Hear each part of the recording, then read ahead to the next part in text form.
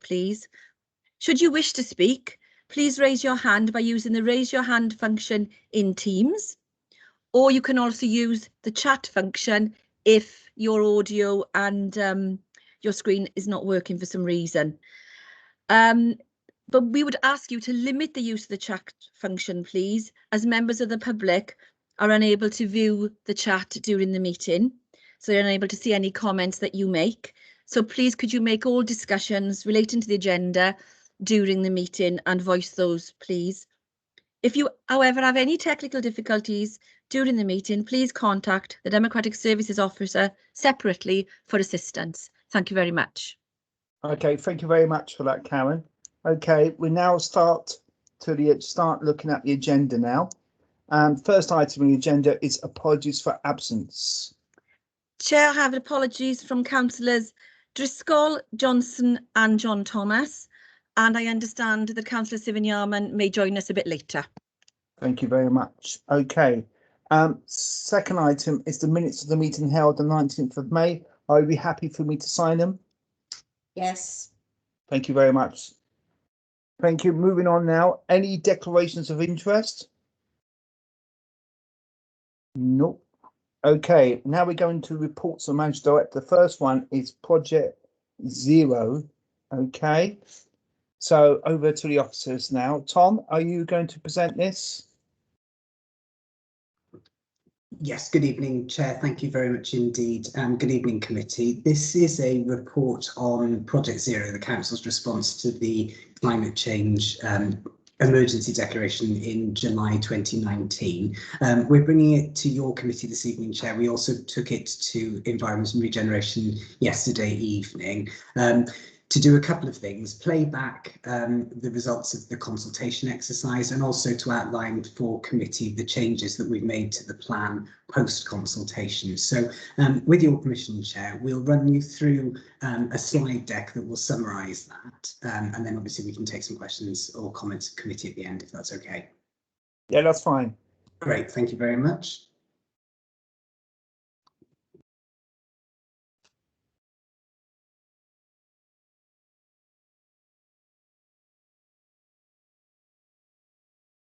Great stuff. Thank you, Helen. I think if we can go to the third slide, that would be great. Okay, so just a brief recap for committee.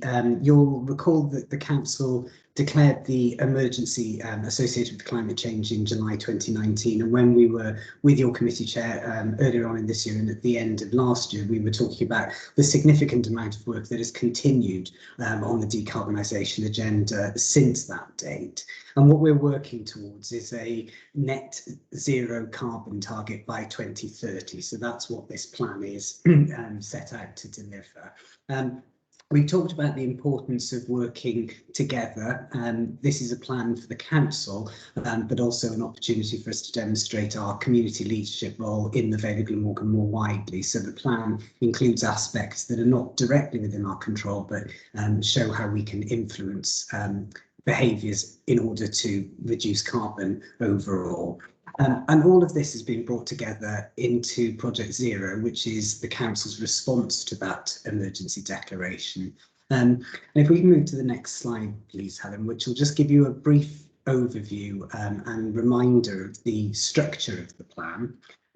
You'll recall that the plan is structured into three different arenas of work. So fulfilling our responsibility to current and future generations, the importance of demonstrating strong leadership as a council, and also making a difference now, some of the things that we can do, including our community, to tackle climate change. So the plan itself contains 18 challenges. We're posing those as challenges to ourselves and to the community, and also outlines then the steps required to meet each of those challenges. The plan also includes details of work that's already underway, which forms part of Project Zero, and it is deliberately incredibly wide-ranging, including aspects of transport, waste, land, buildings, energy and food. And then finally, what the plan seeks to do is describe how it all fits together. This is a whole organisational plan, and therefore it also sets out the governance arrangements associated with its delivery and oversight. And obviously this committee has got a key role in that respect. So you'll recall that we ran a consultation exercise on the original version of the challenge plan, and I'll hand over to Helen now, who's going to walk us through the results of that consultation exercise. Thanks, Tom. So this slide shows the range of people that we look to engage with as part of the consultation on the challenge plan. And the consultation ran from the end of March until the middle of May. So you can see we contacted a range of our different partners through the Health Board, Natural Resources Wales and Public Services Board partners. We also promoted the consultation engagement with the public as well to ensure that we were trying to get in the views of the public in terms of the work that we were doing. And we also linked in with housing associations, local businesses and schools as well.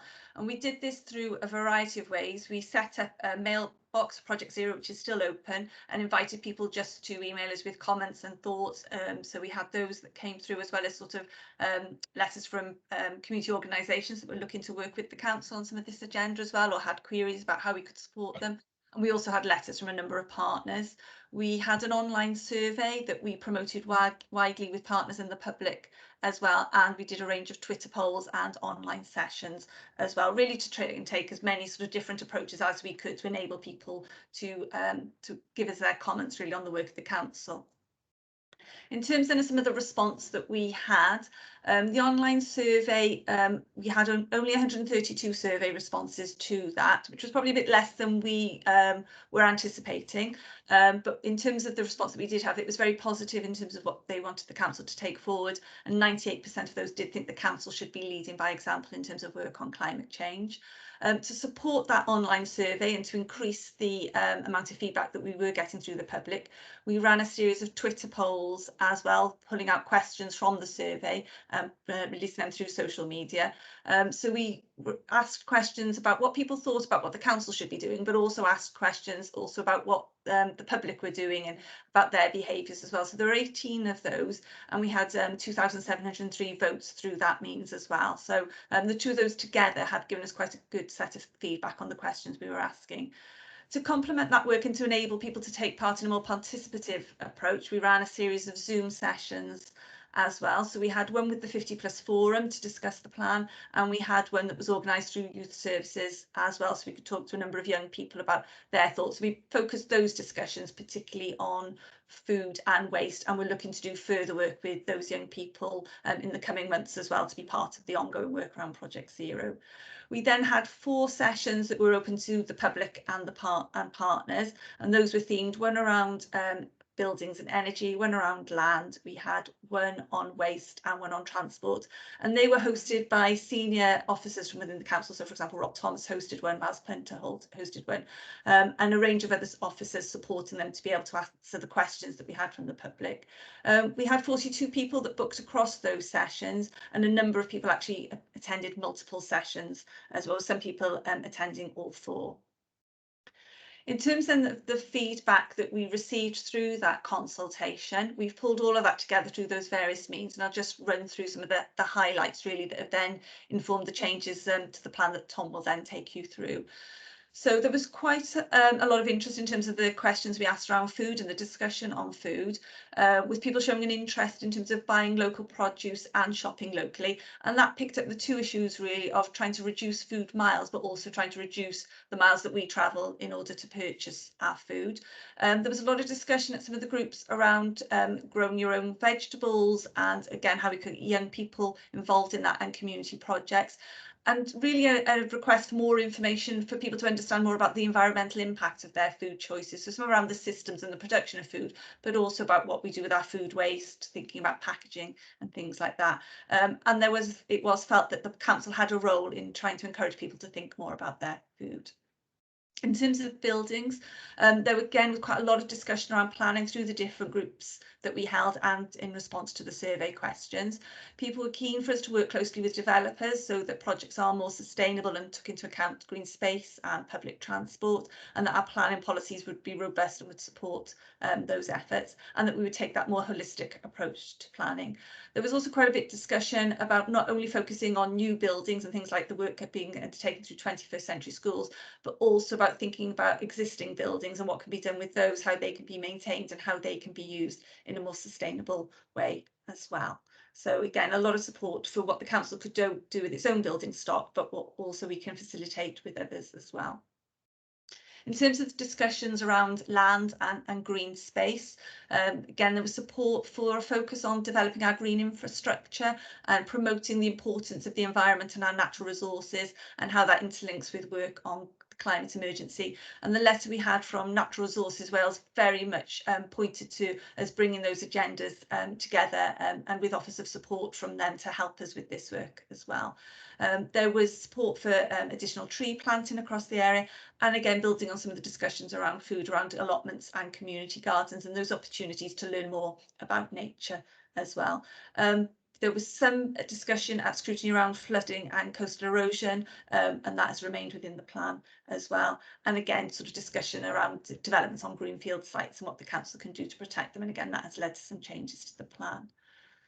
In terms of waste management, we had some quite interesting discussions there around some of the community projects that exist and how the council could possibly signpost and produce more information about what people can do in terms of repairing goods and other sort of suppose facilities across the community in terms of what we can do and things going into the waste stream. So it wasn't just about council facilities, it was about things like terracycling and what could be done through retail outlets like Awesome Wales and how they could contribute to that agenda. People felt that they would like more information about what can be recycled, and the discussions we had with young people were very much about encouraging people to think about what they buy, think about the waste that creates, and about sort of encouraging people to think more about reusable bottles and reducing single-use plastics as well. So some interesting discussions there with the young people. In terms of transport, this was again a theme that came through strongly in the survey and in the discussion groups that we had. People were keen that if we were trying to reduce car use, that we were enabling and facilitating safer cycling and walking, and that there was segregation between the different travel activities, that we should again be encouraging young people to walk to school, and again around cycling, better connectivity with the routes. There was support for us looking at our fleet and also thinking about electrical vehicle infrastructure, but some people also raised concern that that may not actually reduce the number of vehicles on the road, and did we know enough about the technology around electric vehicles as well. So some interesting discussions there in terms of transport. With regards to energy efficiency, again, there was support for the improvements the council is making around its own buildings in terms of improving the energy efficiency, but also a request that we provide more information to enable householders to make changes as well, so they would have a better understanding about what changes they could make and the impact they would have. And again, support for us looking at more innovation and renewable resources in terms of energy. And then just in terms of some of the general comments that came through the feedback, there was a view that the council needed to be ambitious within the agenda, that we needed to have a response that was fitting for an emergency, but again, support for bringing the issues together, ensuring that we would have a robust evidence base to demonstrate why we were proposing some of the changes we're proposing and the impacts that they have, and again, making sure that we were cross-cutting with that work. And again, a lot of discussion about how we involve young people and schools within the work. And then just a couple really of the responses that we had, sort of to show that through the survey and the Twitter polls, there was strong support for the council leading by example and how we encourage others to tackle climate change. And also 98% of people who responded to the survey did think the council should think about environmental impacts when making spending decisions. So that really just gives an overview of the feedback that we've had through the different ranges of consultation that we have undertaken. And I'll now hand back to Tom. Gwyn, do you want to come in before on this area before I get in, Tom? Because you got your hands raised.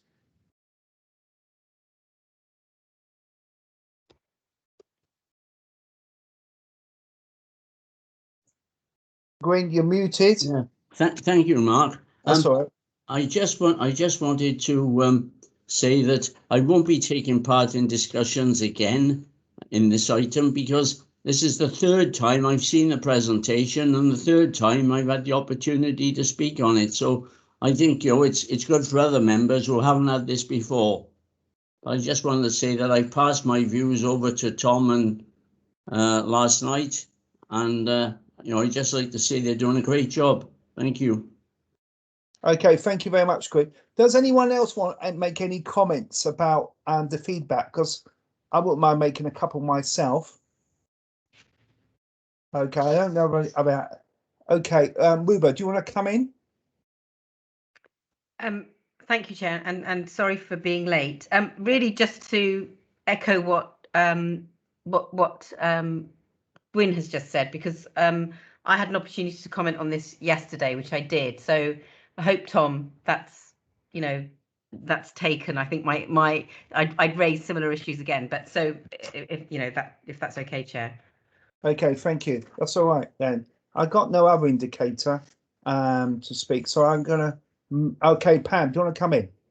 Yes, I didn't raise this last night. It's regarding waste. Unfortunately, we become a throwaway society at the moment, and particularly regarding the clothing industry. Worldwide, that accounts for about 10% of global carbon emissions, and 85% of all textiles go to the dump or landfill each year, which is very unfortunate. And I think schools have to look at that when they think about changing school uniforms as well. You can't do anything sort of midterm, and then if you haven't got any other, pass it down to other siblings, it ends up in landfill. And the textiles we use are like polyamide, and it's made from petrochemicals. It's not biodegradable. And nylon and rayon, and rayon is made from artificial fibers made from wood pulp. So, that's something that we got to look at. I know it's only a small piece, but we should look at that very carefully. Okay. I mean, I think what we might do, Pam, is have a look at those observations. I thought after the rest of the presentation, what I would like people to focus on at the moment is really the feedback from the stakeholders. And I'm going to make a couple of points there. The first one, you noted the quite low response about the number of people that fed back online. I'm just wondering, do you have any reasons for that? Any explanation about that's my first question. And my second one was that there's lots of qualitative findings, but I can't really see them on here. Apart from general points about food, buildings, land, waste and transport and energy. I just wondered, perhaps, was there any themes on that kind of qualitative answers as well? Because I think, would you like to explain, climate change? You've got 117 responses. Are the right things to focus on? Again, you've got to explain why. And again, you got on question 7 on 8, provide examples. You've got 99 responses. I just wondered about what those responses are like. Is there any trend there to look at? Is there anything that we can read into? I know it's always quite difficult to analyse qualitative data, but I just wondered perhaps, are there anything you could possibly add there? Because I do think that's something that we could be looking at as well. Helen.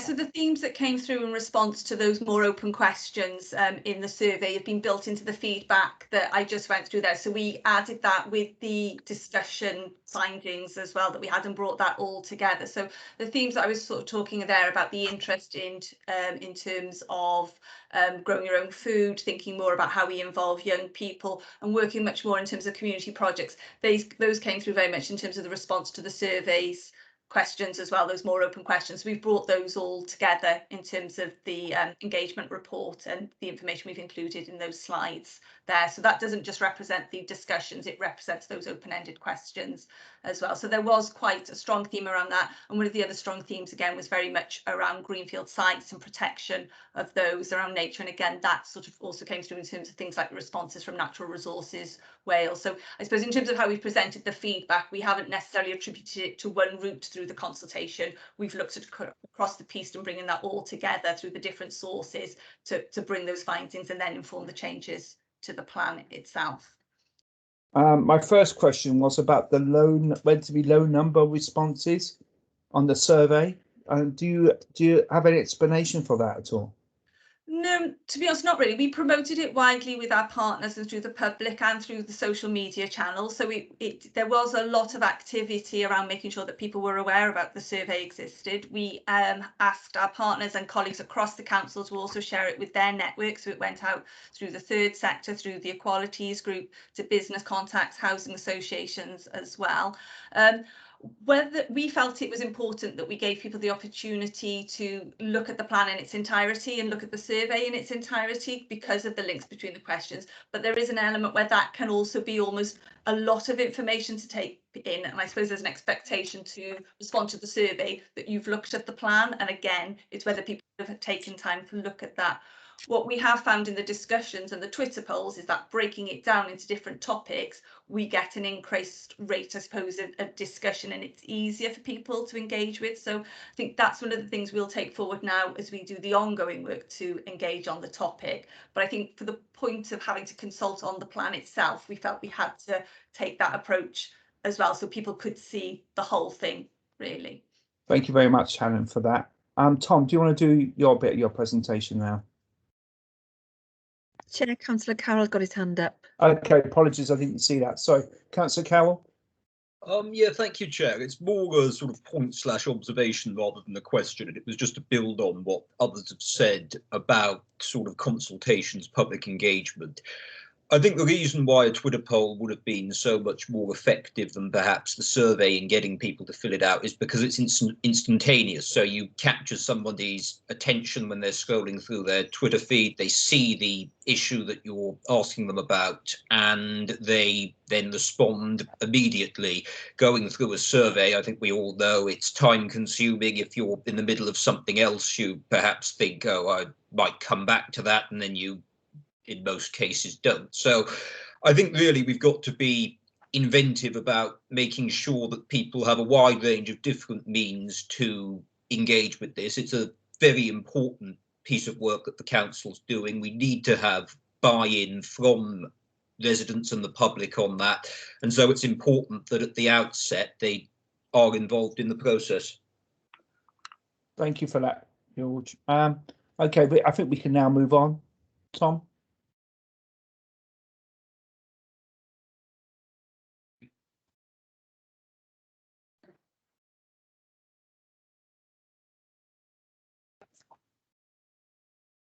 Are you okay, Tom?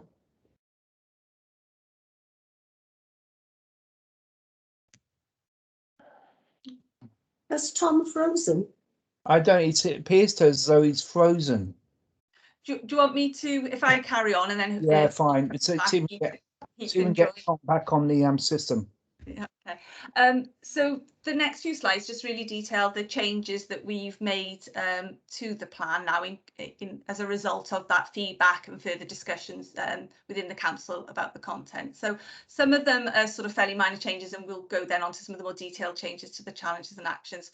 So for example, with the forward, that was initially in the managing director's name because we did the consultation in the pre-election period to the Welsh Government elections, and that's now changed to being in the leader's name. We've also added a bit more into the forward to show that we recognise the importance of working with the community and to thank people for getting involved in the consultation. The section of the plan that talks about our commitment to change and really just provides a bit of context for the work. We've added reference to the Welsh Government Plan for Wales, the National Plan 2040, and this is something that Mark has suggested in terms of one of the key documents that really provides an overview and influences work around sort of regeneration, economy and planning, for example, so we felt that was important to put up front. The programme for change element of the challenges and actions, and I'll come back to that if that's okay, because that's where most of the main changes have been. Another part of the challenge plan itself talks about how Project Zero works. So we've referenced the Welsh Government guide that was issued, I think about 2 weeks ago now, on reporting emissions, and that actually asks across the public sector in order for us to establish our baseline figures in terms of the carbon emissions calculations that will inform how we reach that target of net zero. So that wasn't available at the time that we went out for consultation, but that has been published now, and we're now set up an internal working group that's looking at how we pull that information together. And that again, it sort of helps us respond to some of the queries we had about having a bit more information about where we are now and where we need to get to and the changes that we will make. And we're working with partners across the Public Services Board as well to support each other through something that I think will be quite a complex process, but luckily there are a number of officers of the council familiar with that. We've amended the engagement section to reference the importance of working together, and again showing that it's very much a partnership approach. But in terms of the governance section, which just talks about the role of Cabinet, the Insight Board and Scrutiny, there's been no changes to that. There's an appendix to the document which details the evidence to support the need for change, and again that's not changed at this stage, but we have added a glossary to the document to help explain some of the more technical terms within the plan, because it covers so many different services and so many aspects. We felt that that would actually enhance people's ability to engage with the plan if we included that. In terms of then talking about some of the actual changes to the wording of the challenges and actions within the plan, the first part of the programme of change talks about demonstrating strong leadership, and this covers engagement, communication, evidence, how we influence others. In terms of the engagement section, we've included more of a reference to link between the work around nature and climate change, and also to sort of again emphasise the importance of community projects and being more ambitious.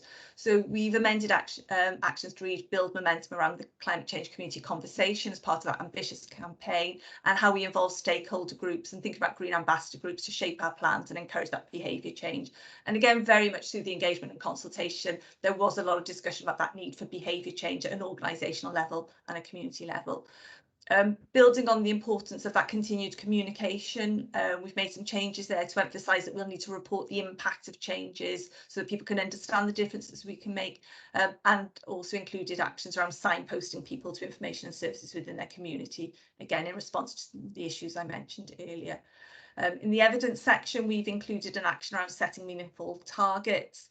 And then under the influence section, we've added reference to business and industry as well, and the community groups again to kind of show the all-encompassing nature of that. So those are the changes that have been made to that section.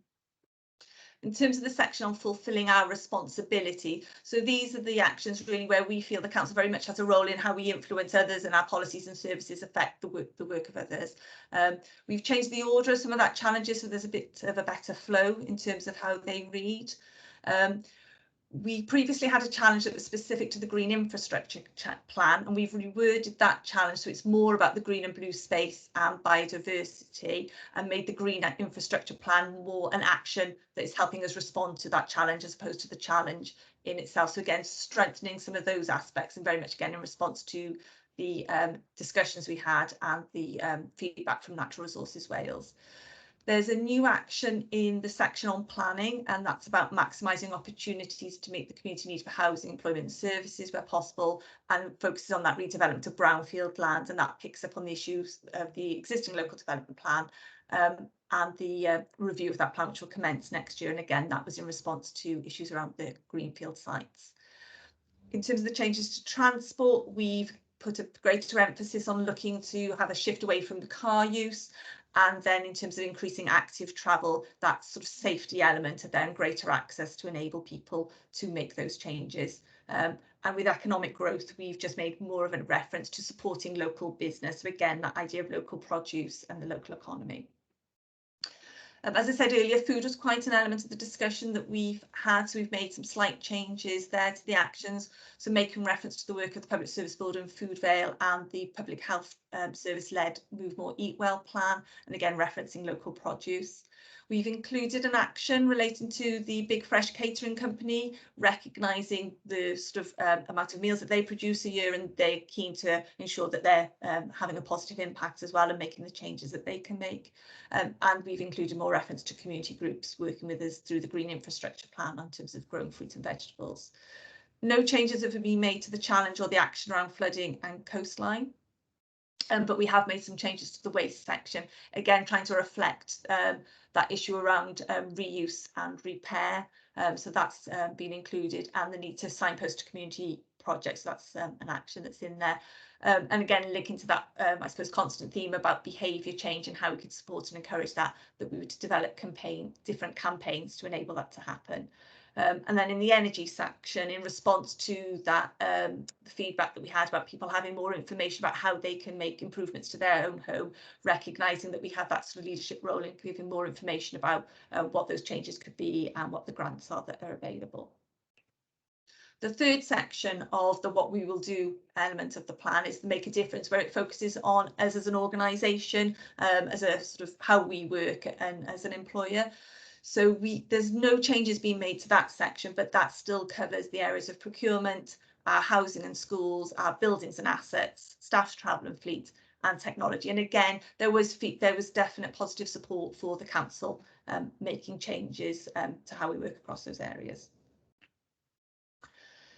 Then just to pick up that issue of ongoing engagement, which sort of reflects the fact that we need that this is an ongoing piece of work, and that need to ensure that we get more people to participate in the conversation. A letter went out from the managing director to all head teachers, offering that the council would be happy to get involved in work that they might be doing around climate change. And we've done some work with Barry Island schools. So Tom and the managing director attended an inset day there where they talked to all staff about Project Zero and work on climate change. And then different officers from across the council worked with teachers to plan work for an enrichment week that they're holding next week on a range of topics, from transport to waste to energy efficiency. And we're hoping that the resources they will develop we can share to other schools, and we're looking then to replicate that with other schools as well. And we were also talking to the youth service about doing some work with the school councils as well. As I said, we had strong feedback in terms of community groups wanting to work with the council on this agenda for us to recognise the contribution that they can make. So we're looking to take that forward. And again, there's been some contact about meetings. And we're meeting with town and community councils next week through the Public Services Board to talk about how the Public Services Board can work and engage more with town and community councils on the issue around climate change, recognising that many of them are already taking a lot of work forward and the benefits of working together there. And again, from the public point of view, just to keep that conversation going, but making sure it's manageable and accessible for people to give us that feedback. In terms then of the next steps of where we are, so we're at Scrutiny this week to show the changes that have been made to the plan and feedback on the consultation. We then will go to Cabinet on the 5th of July and then Council at the 26th of July, where hopefully then the plan will be endorsed, and we'll continue then to sort of make strides to carry on with that engagement. And really now then that focus is making sure that we can deliver on the commitments within the plan. We can keep that conversation going so that we build the relationships and that trust and confidence, strengthening our evidence base, the same response to the new guidance from Welsh Government, and transforming how we work then and making that part and parcel of the work of the council. So come out of that. Oh, and Tom's back. So that's the end of the presentation. Thank you. Thank you very much, Helen, for stepping in on Tom. And Tom, your connection is back. I'm glad you're back with us. Yes, my apologies that dropped out, and thank you, Helen, for stepping into the breach. Did a great job there. Okay, open to members now. Does anyone make any more comments and observations? Okay, I don't have anyone indicated. I'm going to make a few comments then. In terms of the actual Appendix A, okay, and obviously that is quite detailed. I've got a number of questions. Whether you can answer them, I'd be very impressed, Tom and Helen, because they are quite specific. But I'd be very impressed if you can answer a lot of them. The first one is on energy. It's on page 7 of the report. It says the council posts 100% of energy from renewable sources granted to plan a number of solar farms. What's the amount of kilowatts generated by these solar farms? I'm going to disappoint you, Chair, without having that information to hand this evening, but we can certainly undertake it as part of the work that Helen would have been describing around the reporting framework that Welsh Government have given us. That actually details the various different energy sources and requires us to get that information. So perhaps we can update you on that Okay. as soon as that work is The done. second point is very much in the same sort of theme. on about the 100 energy saving projects. What has been the total amount of energy saving from those 100 energy saving projects in terms of kilowatts, either per hour or per year or whatever? Okay. Number 3, a third bullet point here. You mentioned about ground source heat pumps and air source heat pumps at BS2, the engine room.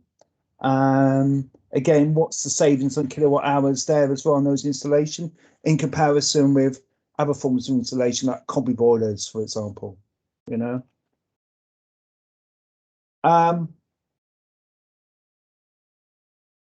And also in terms of street lighting, and I don't know if Councillor King's on the line, I know he was, about the amount of savings per energy per kilowatt hour in terms of using LED in comparison with normal conventional lights.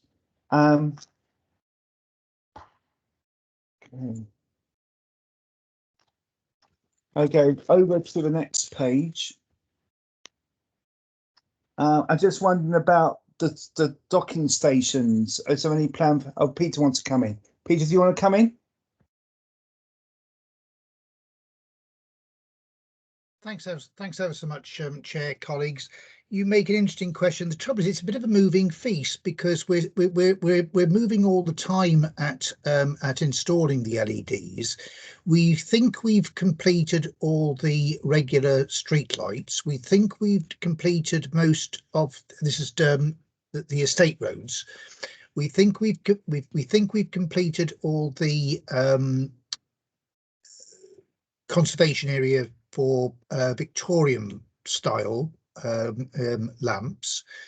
That leaves us with the main thoroughfare lamps, which are generally speaking the enormously tall things, 5 or 6 meters tall or even taller in some places. And some of the what I'll call the pretty ones, because they've proven to be more difficult to find the fittings to. So it's constantly changing, Chair, is the answer. But in round terms, you're looking at a reduction of somewhere in the order of 70%. Once you get away from the old sodium stuff to the LED. And so in terms of carbon footprint, it's excellent. It also allows us, because the energy is so much lower, we set them up so they go a little bit dim, as opposed to dull, after midnight, so that the estates are not in complete darkness, which I generally believe the public appreciate, and yet we're still making a significant energy carbon footprint saving. But what the actual figure is, I think that's an interesting conundrum. I might ask my service area's accountant to do some number crunching with. Thank you very much, Councillor King, for that response. Just moving on now, in terms of transport, the docking stations. I've noticed the docking stations, the new ones, especially in Cosmiston, as well. Again, it'd be quite useful to get some data on how well they're being used, but also I'd be interested to see about any docking stations around public transport hubs, such as railway stations. I know it's not easy. I've heard that as a rumour, but I just wonder about what sort of progress are we making?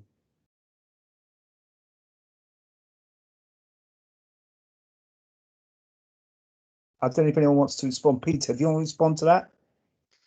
Yeah, this is one of my greatest frustrations, because I am absolutely convinced if we could install e-bikes at Cogan, you actually have a sensible offer to make to people who were going to Landock Hospital, because they could literally arrive in the train, jump on an e-bike, and therefore not have too much stress, ascend Andrew Road. I do accept crossing the junction by the Merrier Harrier. I would personally get off and push across, but then going up the cycle path, getting to Landock Hospital and docking the bike there. And I have to say that if Network Rail would be just a little bit more cooperative, we'd have had them a year ago. So so it is a huge frustration to me, and because I totally accept the offer is about being able to jump from the one to the other, and ideally you do the big journey on the train or the bus, and the last bit on active travel, either walking or cycling. But bike, it really frustrates me, Chair and colleagues. We are desperately trying to get them in. My latest problem is that at Dinnis, God bless somebody, they've done some guerrilla planting where I was thinking of installing a wreck. Okay. Mhm. All right. All right. The next point, I know that Councillor Cowell, I'll get to you in a moment, Councillor Cowell. The other thing is the retrofitting programme on council housing. Now, you talk about in this report about numbers in terms of energy efficiency and reduced fuel poverty as well. From below 40 to 65, I just wonder if we can get a bit more information on energy performance rating. Just because I think that would be helpful for us as members, just to get a bit more insight as to, I know it means something, but I don't know what it really means. Okay. Yeah, I only got a couple more points now, and I'll go to Councillor Cowell. On schools, we've installed electric vehicle charging stations at school sites. Which ones and where? And are there any plans for any more? And final one is our land. I'm just wondering, perhaps, are we looking at surveys in relation to not just wildflowers, and bulbs and tree planting, which is great, but things like looking at the growth of bees and other animals that are helpful in this area. So I'm thinking of, are we looking at surveys? We're looking at number of kind of bees in those areas where we've got more wildflowers and whatever, and tree planting, and is that really helping out? But I mean, I know I got quite a few questions there. Well, I pass it to George because I know he's got a couple of questions, and perhaps maybe Helen and Tom, you can provide some answers. Councillor Cowell.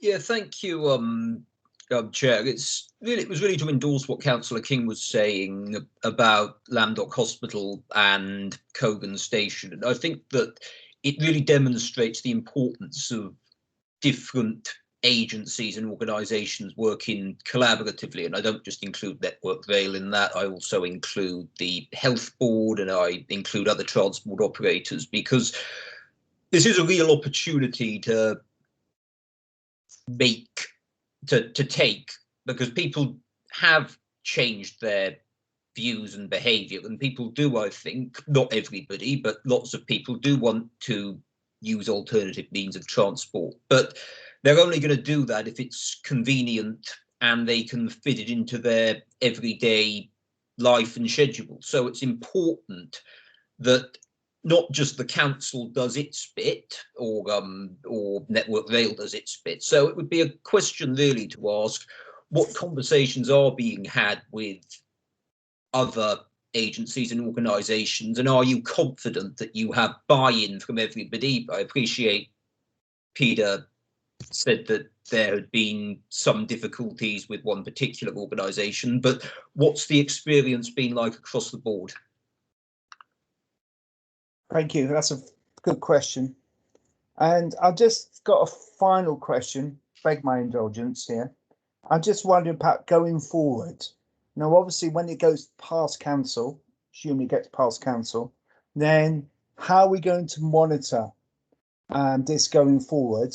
And what's the timeline? Is it going to be 5 years, 10 years, 1 year? I mean, obviously, we've got to be thinking about not just this council, but future councils as well, obviously, in this, because this is an ongoing debate that's not going to go away. And if anything, we all want to see progress in this, but I just want to make sure that we can capture this progress, not just by us looking at it, but also external people looking like it, almost like an external scrutiny group of people that look at this outside of the council so that we can have some, input. Liz, do you want to come in? Thank you, Chair. I think you make a very, very valid point there. And I think that sorry, I've just managed to get a coughing fit. We recognise that while we are fully committed to this, we can only do so much as a council. And that's why the original recommendations talked about working in partnership with others. And there's some really good work going on at the Public Service Board level as well. And I know that Helen is really working hard and driving that agenda through the Public Service Board. And so, where as much as through this committee and other committees, we will be scrutinising our own outcomes from this work, we will also be working with others to collectively scrutinise the overall attempt for the Vale of Glamorgan. And I find that very, very constructive, because we know that it's going to take the collective activities, not only of ourselves, of our public services partners, but of our local communities, local voluntary sector organisations, basically everybody. It's all hands to the pump on this, isn't it, to get the types of outcomes that we're going for. So I think that you will be used to frequent reports on this as we move forward, hopefully. Thank you very much, Liz. Okay, over to Tom now, and Helen for any closing comments. Okay, thank you, Chair. Just to add to the comments of the Deputy Leader, the Public Services Board has obviously launched the Climate Change Charter, and I think what's really encouraging, as the Deputy Leader was saying, is that actually there is a collective buy-in against this agenda. It's also useful because it gives us leverage in order to have those conversations with our partners as well, because we have all committed to it. And that's also supplemented with a healthy travel charter for our staff as well. So things like the use of walking, cycling, public transport, for example, is there. We're going to be doing a piece of work now around the measurement of our carbon emissions, as Helen was describing earlier for you. And what that will do is help us prioritise the actions over the short, medium and longer term, so we can understand what do we need to do right now to start making an impact. And that will form the basis then of regular tracking, both internally in terms of the council, but also then what we bring to members, as the Deputy Leader was saying, on a regular basis. And then obviously we'll undertake to find out the details of some of the data requests that you made. That's not a problem at all, and we'll make sure that we come back to committee with that as soon as possible. And the final point that you asked was around the sort of wider issues of biodiversity, and absolutely the importance of looking at how the nature agenda fits into this. And there are some steps within the plan, for example, implementing the biodiversity forward plan, raising awareness about the importance of nature and wildlife. So those are things that that we'll work with our colleagues within Regeneration and Countryside to make sure happen to reflect the importance of those points that you made.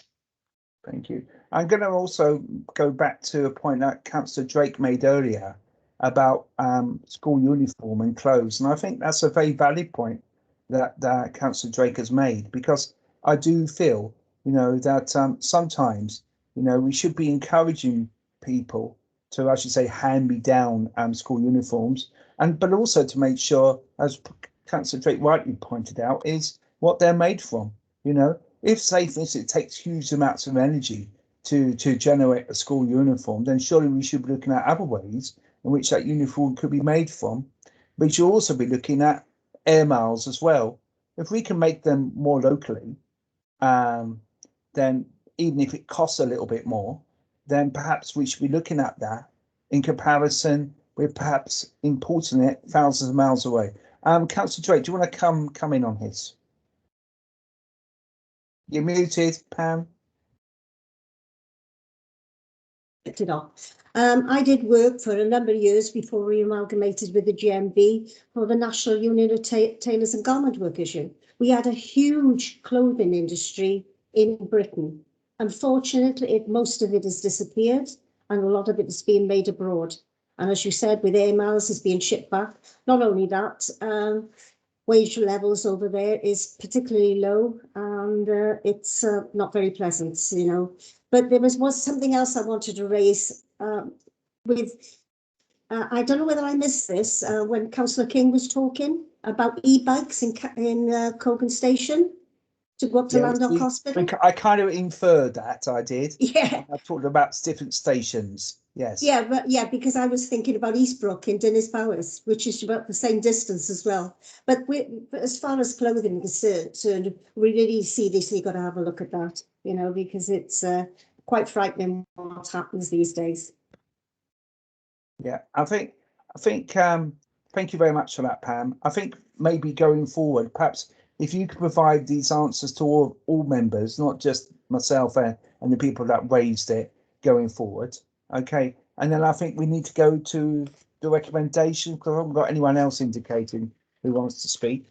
Okay, obviously we made some comments and observations here. Are you all happy for us to move this forward to back to cabinet with our comments made, and then eventually cabinet will then decide what they will do and then taking it to full council? Okay, all happy with that? Okay, excellent, thank you. All right, and we'll now move on to the next item, which is welfare reform. Okay, Carrie, so you're presenting that? I am, yes, thank you, Chair. Thank you. Members will be familiar with the layout of this report and the content that, as it is a report that we bring to you fairly regularly to give you an update really on the impact that welfare reform is having in the Vale. I've put more contextual information in it this time around because obviously the last 14-15 months that we've been through have had a significant impact on you know, an awful lot of people across the Vale. So you will see the report has more information by way of context. So what I was going to do, Chair, if it's all right with you, very quickly run through some of that contextual information. I won't go through it all, but I'll pick up some of the main ones. Then just talk through some of the data which is local to council services, and then what staff have been doing to try and support people who are being impacted at the current time. So with regard to context, you'll see in the report that employment rates in the Vale have dropped. In fact, at March this year, unemployment was 103% higher than it had been previously. So a significant change in employment levels. We're also seeing far more people in the Vale being made redundant than we would see in a normal 12-month period. And what we're also seeing is that income levels for a high percentage of households in the Vale have dropped over the last 14 months or so. Now that's either due to what I've already mentioned, which is people no longer being in work, or actually they may be in work but their hours have been reduced as a result of the way in which the economy is working, or they may be furloughed.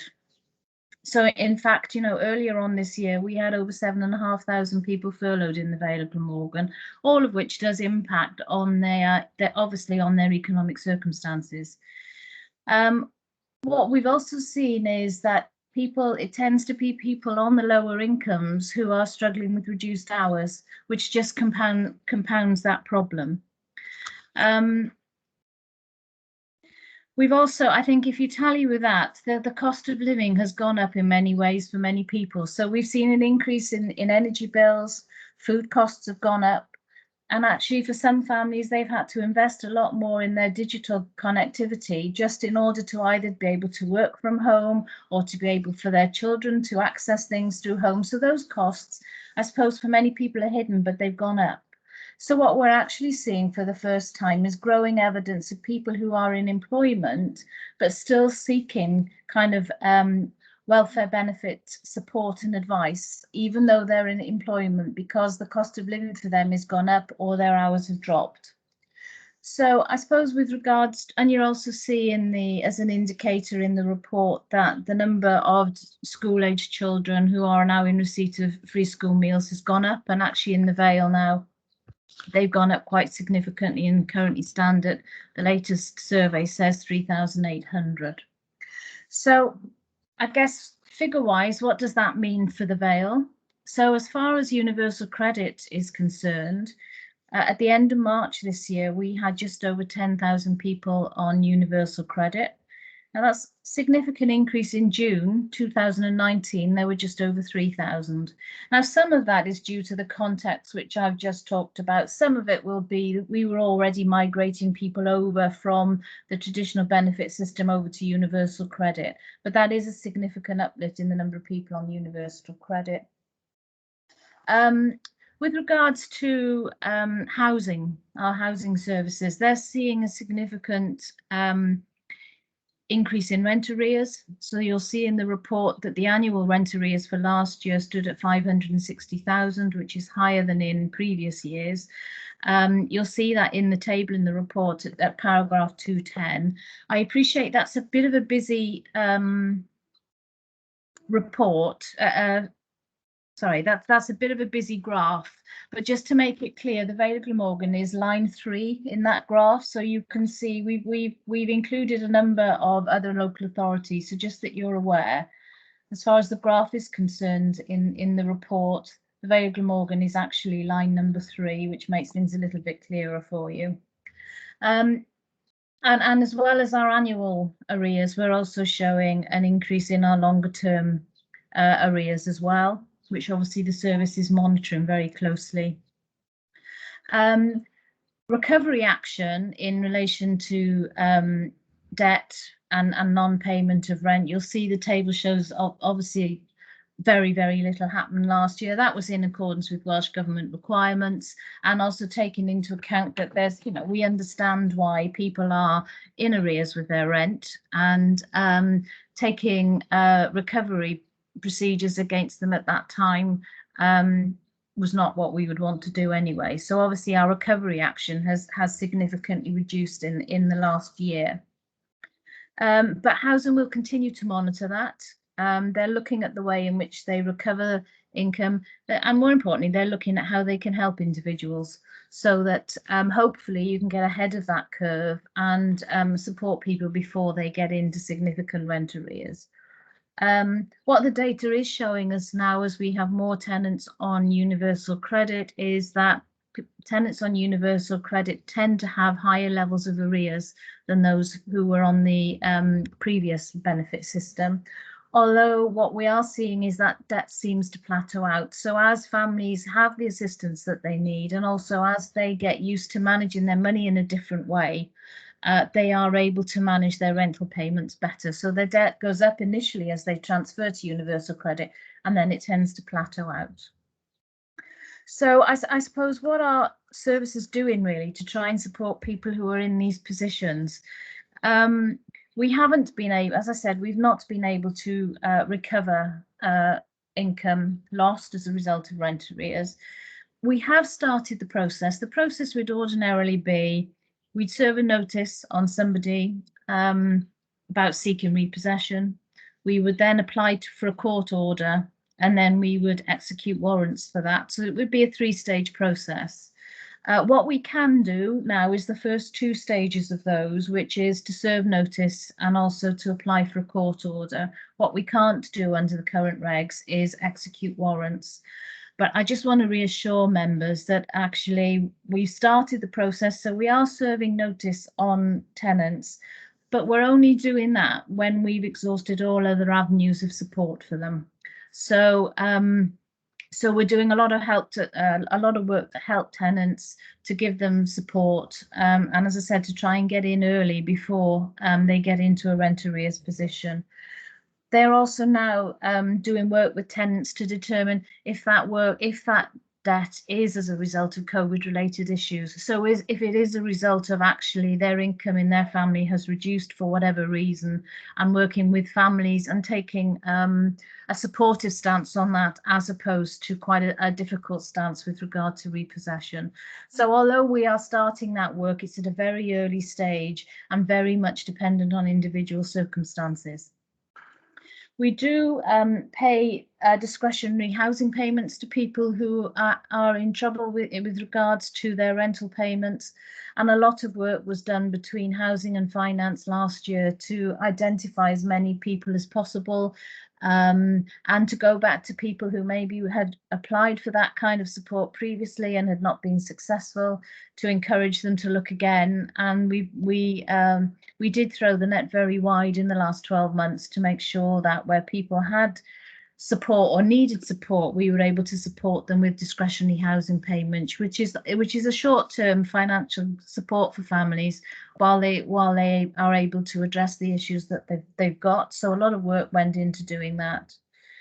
And Housing continue to do work around their processes so that actually tenants can access the systems online and get a lot more information online than maybe they did. And you'll see from the report that we've continued to send staff out where people have really needed help, to give them support and advice and to enable them to access what it is that they need.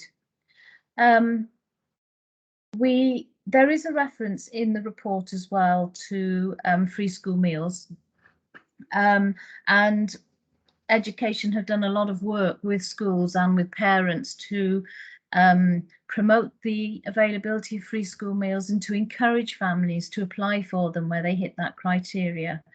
I think it's a fine line, because also there is an issue. Some people don't want the stigma, if you like, of being on free school meals. So it's a little bit about supporting families and showing them that actually if they are entitled to them, then they should claim them. And Welsh Government are also working with local authorities to streamline the application process to make it more straightforward and therefore quicker for people to get on to that level of support.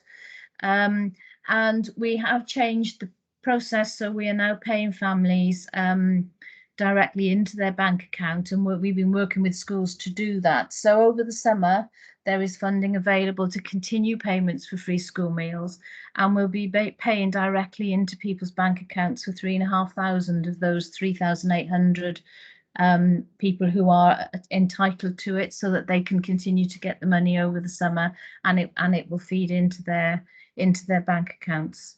So I think that's a summary, Chair, of kind of the context, which I think is very important for this report.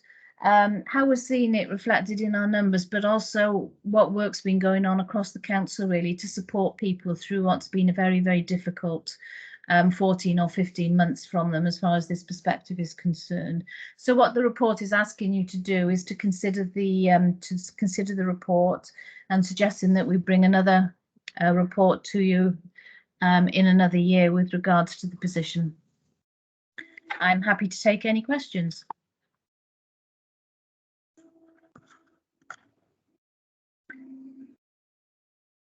Mark, you're on mute. I was just saying, thank you very much for that report, Carrie. So that digest, that was excellent. And we've got now Councillor Gwyn John. You want to say something? Councillor John?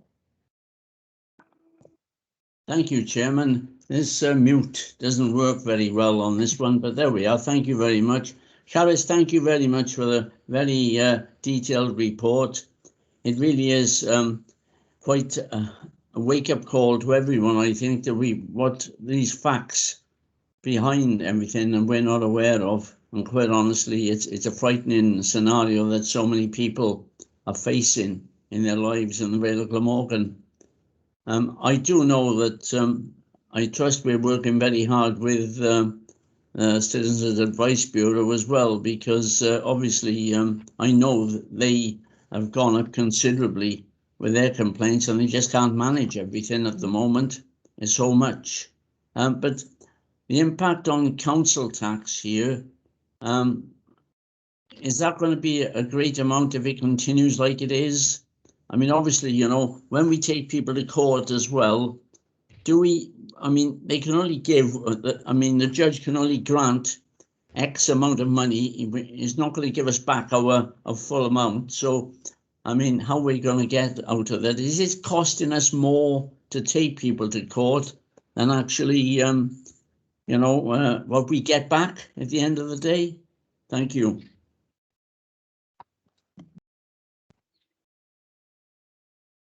Do you want me to come back in on that, Chair? Yeah.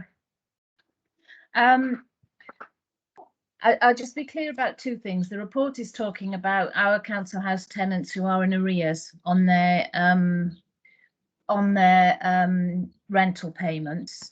So if I deal with that one first, as I said, actually taking a very light touch on that. I mean, ultimately, back in prior to the pandemic, ultimately, the ultimate sanction would be that we would revoke the tenancy. But as I said, Welsh Government guidance is not to do that at the current time. And regardless of that, that's not what the council would be wanting to do with individuals in the current climate. So the service will continue to do a lot of work around supporting them and understanding where they are and coming to an agreement with them, really, with regards to how they can repay that and over a repayment period, really. As far as accounting for that is concerned, we obviously have money aside within the housing revenue account for bad debts. And we maintained that at a significant level when we set the budgets for this year, bearing in mind when we set the budgets, we were aware of these issues. And obviously we will continue to monitor it as we go through the year. I guess the issue you talked about with council tax, it's very much the same thing, really, that we will continue to work with individuals around their particular circumstances. Again, we've started recovery processes with that, but we are taking them, let's say, more gently than we would have done prior to the pandemic. And again, looking at individual circumstances. And again, we're going to have to review that as we go through the year, really. I think you're right. We're not going to pursue debt where it's going to cost us a lot more in costs than actually we're going to recover. Although we can recover a certain amount of costs when we get to the point where we take somebody to court. But that's capped. But we're not going to spend an awful lot of time and energy on what may be a very small debt if it's going to cost us more to collect it in the long run. Does that answer your queries? Thanks very much, Caris. Yes, that's the answer. Thank you very much. Cheers. Thank you.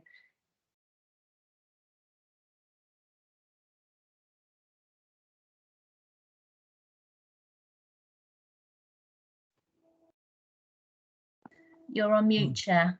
Sorry, apologies. Councillor Cox, my mistake. Thank you, Chairman. Caris, you outlined the support we're giving and fairly quick support during the summer, making payments straight into bank accounts. But obviously, if people are making a claim, they want money as soon as possible. So with claims, what sort of speed are we able to deal with these? Is there any area which we can improve the way in which we can deal with them, or are you happy that we're dealing with them as quickly as possible? So these are the claims for free school meals. Yes. Any claim, yeah. Yeah, I mean, we have done a lot of work with schools this year, actually, so that what they can identify people who may be whom we may think are entitled to it, to support them as quickly as possible. I can't answer for you what the timeline is between that and them actually receiving those free school meals, but I can get that information to you and send it on to you. Thank you. Yeah. Mark, you're on mute again. Apologies. I think the deputy leader wants to come in now.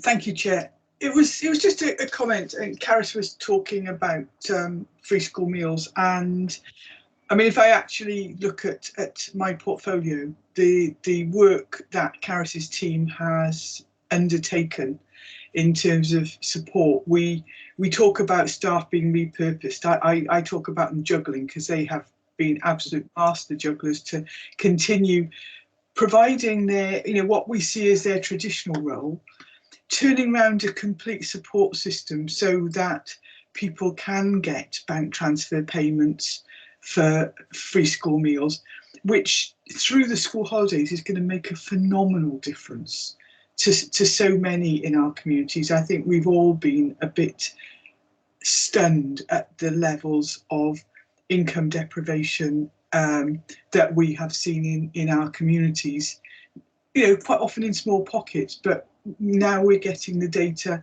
that feeds down to that level. We see the impact, but also, so as I said, that's been undertaken, but not covered by this. They've also been turning around. They've been working with the other part of my portfolio, Regen team, turning around. It must be approaching £50 million worth of support now. It's an absolutely phenomenal task, and still they have retained their focus on making sure that every single resident that contacts us who's in difficulty is treated with respect and fully supported.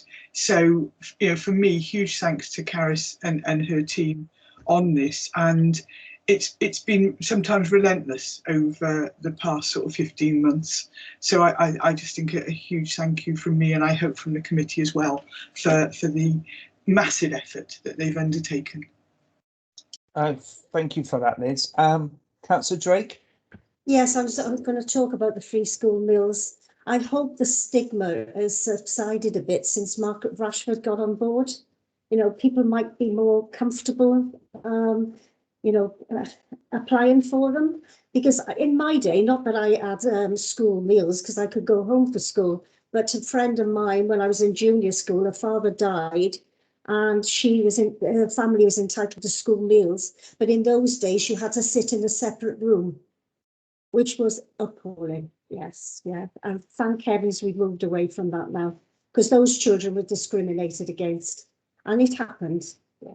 Sorry about that, but I just had to raise that point. Thank you. Chair, Okay. Yeah, you want to come back, Liz? Just to say, everything we possibly can do to avoid that happening is being done. There are cashless systems so that children don't have to have tokens, etc. The payments are loaded up onto sort of cards in school. Obviously now with bank transfers, they haven't got to use vouchers or anything like that. So that is also really helpful. What I would say though, our Big Fresh catering team promote free school meals and try to get as many people as possible who are eligible to claim it. And if I'm not mistaken, I think figures I saw this week, it's one of those disappointing things, but it's also good that people are claiming. I think we've gone up to just about 4,000 children now in the Vale. That's good. I mean, it's very good that people are claiming. It's not good that people are in a position to have to claim, but we are up to about 4,000. And I know that when children have introductory sessions, when they're going into schools, that sort of thing, then actually Big Fresh are part of that that sort of presentation to make sure that everybody going into school is part of that. Thank you very much for that, Liz. I've just got a couple of comments. I'm quite concerned about, if you look on the Appendix 2, especially the results from the Citizens Advice Bureau, I think they're quite illuminating, to be honest. And certain things that I'm very concerned about is notably the breakdown of issues related to general benefit and tax credit issues. And basically the high figure for PIP, personal independence payment. Is there anything we could do as a council to try and reduce the number of complaints or concerns? Or is there anything we could do liaising with DWP about this issue? Because it does seem to be quite a problematic area.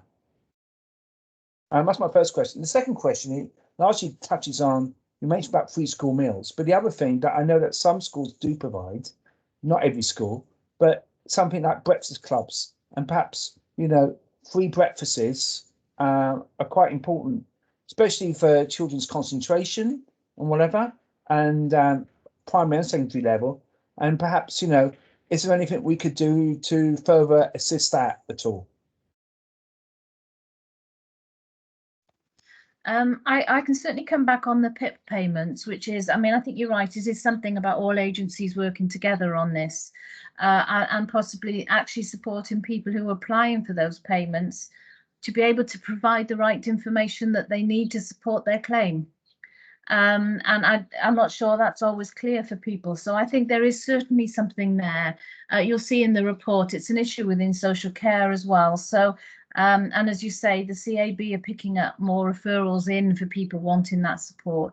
So that's certainly something that we can talk to different agencies about. There's obviously a bit of a gap there that we need to fill. In relation to breakfast clubs, I don't know whether the deputy leader is still on the call. She may have more information on that than I do. I mean, I know quite a few schools in the Vale provide that service. If she hasn't, I'm more than happy to go away and talk to education and send some information. I think Councillor Burnett is going to respond now. Liz? Yeah. Yeah, it's the issue with breakfast clubs at the moment is one to do with COVID regulations. All our schools are actively looking at developing their breakfast clubs again, but where they are in operation, they have been restricted more down to vulnerable pupils. But the other side of the free school meals is that they actually get £1 a day allowance for breakfast. So it's lunch and breakfast as well, and you know, hopefully that will make a difference. I also know that some schools have been actively undertaking, you know, sort of, well, big box boidies in a couple of schools in Barry, and I know that we're looking at initiatives as well to take that wider within the Vale. So, you know, they're doing some super work as well to support the schools. But breakfast clubs is a little bit tricky at the moment with COVID regulations. Thank you very much for that, Liz. Okay, open to any other member. So anyone got any further comments? Okay, I don't seem to have that then. Okay, I mean, obviously, if you look at your recommendation, we have considered the content. We're going to have a further update. Karis, just to come in on that, when do you expect that further update? Perhaps the same time? Well, I don't know, next year? I don't know. What are you thinking? Well, what committee has always been happy with in the past is that I come back on an annual basis. Yeah. I suppose my only query would be whether, because this report brings more issues probably than it has done in the past, whether you'd want a 6-monthly update. I guess that's for committee to decide, really. I think a 6-monthly update, so long as it's too much work for your department, Karis, I think would be a good idea. If we can get a report around about Christmas time, it might be a good idea if possible. I know you're always very busy up till Christmas with the budget and everything. I don't want anything too onerous, but just an update, if that can be provided, that'd be terrific. Yeah, and to be fair, a lot of the data comes from colleagues in other departments anyway. So I will aim to do an update for you by the end of the calendar year. Okay, that is really appreciative. And I think, judging by the nods, I think people agree, fellow councillors agree. So thank you very much. We're now moving on to the next item on the agenda, which is the sickness absence report, which I think Tracy and Leith are going to present. Leith? Yes, yeah, thank you, Chair. Yeah. Good evening, committee. I think what I'll do, I think obviously we've seen this sickness absence report quarterly, I think, since the start of the pandemic. I think that was again a request from yourselves, obviously going through what we were going through just to keep a track of where we were in terms of absence within the council. So obviously we're now at the end of the year, and actually just as a headline figure, we end up finalising the figure 8.59 FTE days lost per person. And again, the previous year for 1920 was 10.51. So obviously we knew that there was going to be obviously a reduction in that based on the quarterly information that we had. Just, I didn't want to go through every single line, obviously, of the report, because you've obviously read that and digested that. I just wanted to pick up some key points throughout the report, if that's okay. in terms of the actual number of days lost, again, in terms of comparing that to the previous year we had 37,000 days lost, and this year 30,000 days lost again, which is the whole reason for that reduction of FTE days sort of as well. Just going on to 4.3, I think was the report. We've tried to get some information again in terms of other external reports through the CIBD specifically. There's a lot of information in that link within the report about the health and wellbeing at work. I just want to put a caveat on that report because, of course, because it's a nationwide report, around 55% of that data is based on private sector organisations. So again, just treating that with a bit of caution, but it does create some useful comparisons again in terms of where we are in terms of the authority and its sickness as well. And actually what's interesting as well in terms of 4.4 specifically is that the information from the ONS states that from their records also that it's their lowest recording of sickness absence stats since their records began, and that's the same for the Vale. But we're obviously aware from, again, a lot of the reports that we've seen today that the aspects of the issues have happened during the pandemic, the large numbers of, again, more private sector organisations having to furlough their staff instead of making staff redundant or sick, etc. That's reduced all matter of different data on that. What also, again, might be useful again in terms of a new table I think that was requested previously by the committee was 4.7 about the age comparisons of sickness, which again has created some interesting sort of discussions within the different directorates as well. If I just take the example there of just the first age group, our age 16 to 24 age group, they actually account for 3.4% of our workforce in FTE numbers, but actually only accounted for 2.5% of our absence. And actually that sort of figure continues, I suppose, in terms of the younger age group having the FTE numbers and lower absence rates, until you get to obviously the older age group, the age 50 to 64, they're only 37% of our workforce. But actually taking 47% of our FTE days lost, and again the same for our age 65 and over. What we've actually done is actually work with some other of the directorates to get specific data just for their areas. So we presented some information again a couple of weeks ago to our Social Services Health and Safety Committee, so that they've actually got that data for each of their sort of teams within social services, so they can again identify any particular pinch points between their sections as well. Now, of course, again during the pandemic, we knew that the the COVID illness again was affecting the older sort of age group than the younger, and again I think that data has come out as part of the report as well.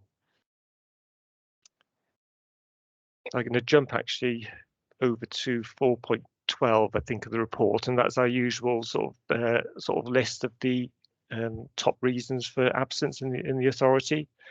And again, we've always had a similar sort of levels. Again, we've got our stress non-work related absence at the top, and actually again stress work related absence at number 3. So again, you always try and combine those figures sometimes together. So we're talking again that 39% of our absence is related to stress, whether you separate that between work and non-work.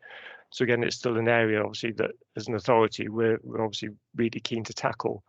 We've done a huge amount of work again the last 12-15 months with arranging sort of wellbeing sessions with staff. Again, a lot of it's online and virtual, which again is the only been the way that we can do things. Again, it's trying to tackle some of those areas that are front facing workforce, especially within waste and social services. So it's just being mindful again of trying to manage those teams and that communication, I suppose, going forward. And of course, we got our other musculoskeletal absence in second place as well. I think it's worth mentioning as well from an authority's perspective, we do have our own manual handling trainer that's been supporting the directorates again during the pandemic, and actually based on sort of evidence that we found, that the training again for our social services staff and waste staff actually continued during the pandemic, where we're aware that a lot of authorities had stopped that training. You know, you can argue obviously from a face-to-face perspective, a lot of that I suppose way of working was trying to be stopped, I suppose. But we felt that we could still continue to do that as safely as possible within a socially distanced sort of environment, and we still obviously continue to manage that as a training function. So again, I've got to commend the team and the staff for carrying on with that. You know, because that could potentially have meant that our figures were higher, but you know, we'll obviously review that you know, as we do going forward. The pandemic actually ended up at number 6 of the table, and actually is one thing I actually only noticed actually this evening when looking through it. When you consider the number 4 is the viral infection on the list. Now, most of the viral infection is down a short-term absence, which you would expect. It's the virus. You have it. You know, you get better. You come back to work. So normally, again, that would determine that would mainly be a short-term absence. But actually, when you look at the pandemic sort of absence, it ended up being around 1/3 of the absence was short-term and 2/3 long-term. And again, that proved, I suppose, in terms of where people were off work with the COVID sort of illness, it was for a longer period of time. You know, and again, of course, we've got the long COVID issue again that we're mindful of as well. As part of that table as well, what it does show as well that at the end of the year, 19% of our absence was short term and 81% was long term.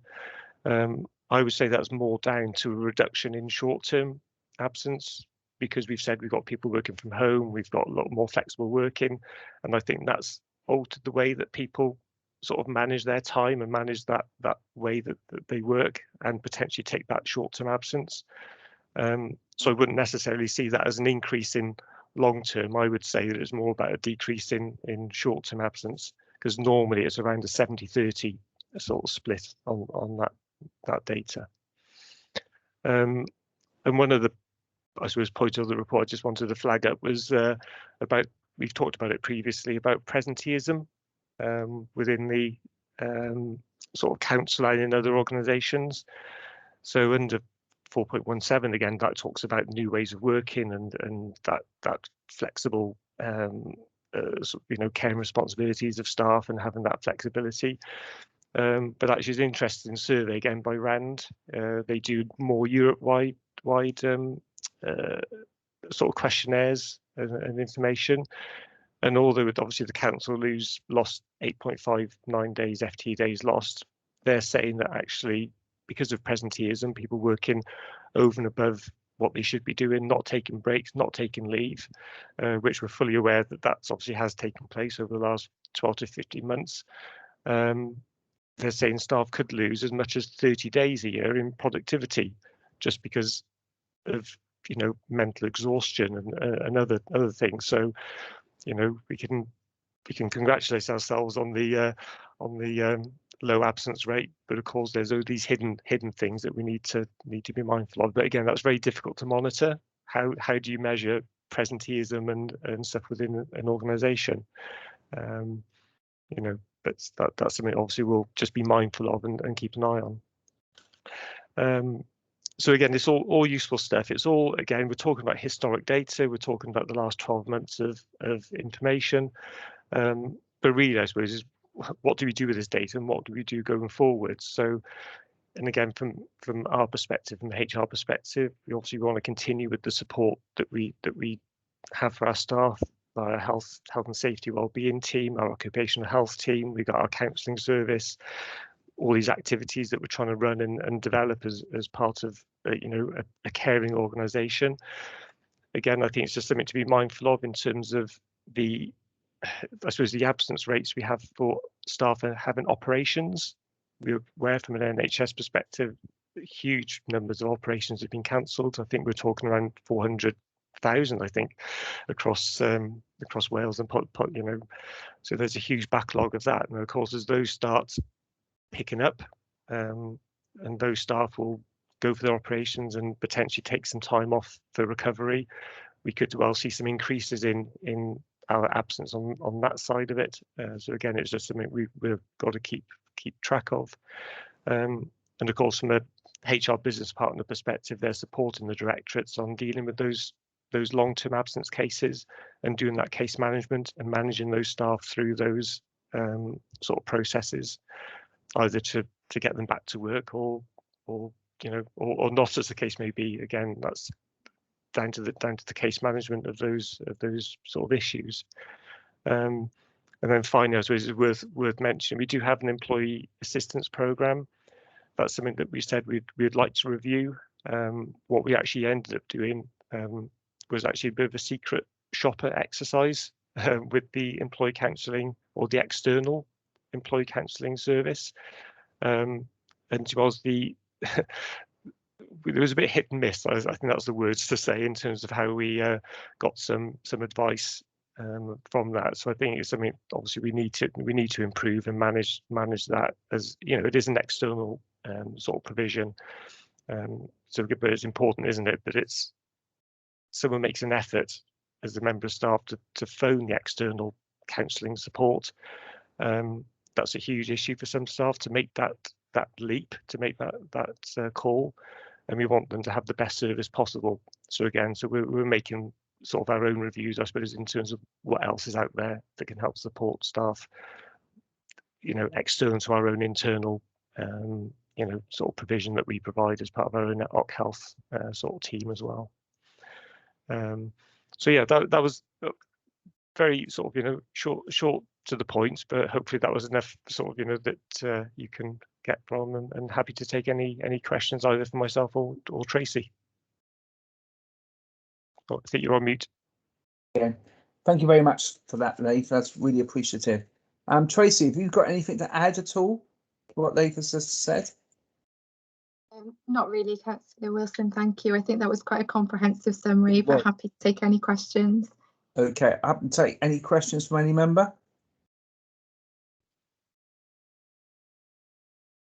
Okay, I don't have anyone indicated.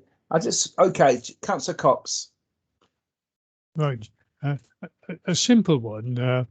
With the delays within the health service for minor treatments, you must have a number of employees who are off awaiting treatment. Do we ever pay to have this work done privately for them to get them back into work?